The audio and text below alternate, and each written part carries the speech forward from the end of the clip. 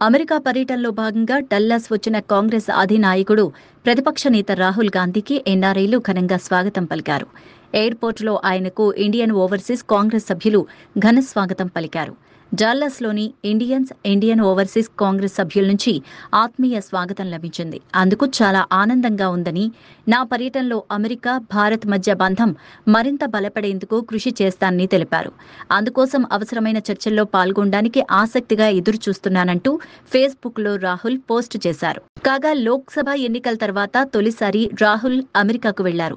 తన పర్యటనలో భాగంగా వాషింగ్టన్ డీసీలో కూడా ఆయన పర్యటిస్తారు. రాహుల్ పర్యటనలో భాగంగా చాలా కార్యక్రమాలు ఏర్పాటు చేశామని Indian overseas Congress chief Sam Pitroda తెలిపారు. ఇది రాహుల్ అధికారిక పర్యటన కాదు, కానీ వివిధ వర్గాలతో ఆయన సమావేశమవుతారన్నారు. విద్యావేత్తలు, జర్నలిస్టులు, స్టూడెంట్లు, వ్యాపారవేత్తలు, సాంకేతిక నిపుణులతో ఇంటరాక్ట్ అవుతారన్నారు.